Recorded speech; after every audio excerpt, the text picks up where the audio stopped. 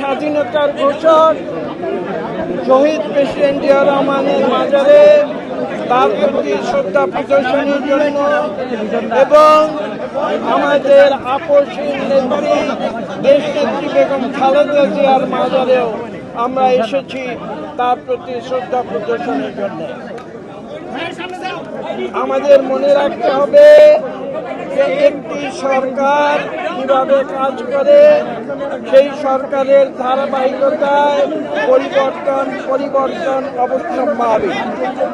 এবং সেই সূত্রে আমাদের মাননীয় প্রধানমন্ত্রী জনাব তারেক রহমান বাংলাদেশের কল্যাণকে সামনে রেখে, বাংলাদেশের সুশাসনকে সামনে রেখে,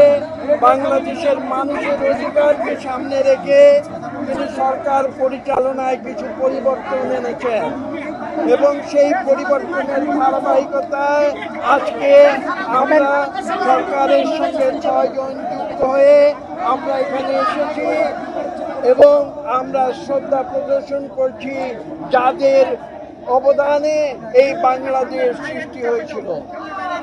আপনাদের একটি কথা মনে রাখতে হবে, বিএনপি এমন একটি রাজনৈতিক দল যারা মানুষের অধিকারে বিশ্বাস করে, যারা গণতন্ত্রে বিশ্বাস করে এবং এই দলটি কিন্তু বিগত 17 বছর রাজপথে মানুষের পাশে থেকে স্বৈরাচারের বিরুদ্ধে আন্দোলন করেছে এবং সর্বশেষ পর্যায়ে আপনারা জানেন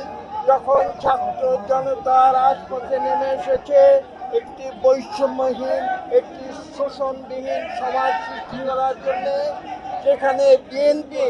তাদের দীর্ঘ 17 বছরের সেই আন্দোলনের ফসল হিসাবে স্বৈরাচারী সরকার দেশ ছেড়ে পালিয়ে যেতে বাধ্য হয়েছে এবং পরবর্তীতে একটি অন্তর্বর্তীকালীন সরকার এসে এদেশে একটি সুষ্ঠু নিরপেক্ষ নির্বাচনের ব্যবস্থা করেছে, যে সুষ্ঠু নির্বাচন বিগত 20 বছর বাংলাদেশে হয় নাই এবং বাংলাদেশের মানুষ 2026-এর ফেব্রুয়ারি নির্বাচনে তারা নিজের খুশি মতো ভোট দিয়েছে, তারা যাকে চেয়েছে তাকে ভোট দিয়েছে এবং এটার নামই হচ্ছে গণতন্ত্র। মানুষের ইচ্ছায় মানুষ যাকে চায় তাদের মানুষের প্রতিনিধি যাদেরকে তারা নির্বাচন করে তাদেরকে নিয়ে সরকার গঠিত হয় এবং সেই সরকারের নেতৃত্ব দিচ্ছে আজকে আমাদের নেতা বাংলাদেশের প্রধানমন্ত্রী জনাব তারেক রহমান। বক্তব্য আজকে দীর্ঘ করার কিছু নেই, আমরা গণতন্ত্রের পূজারী,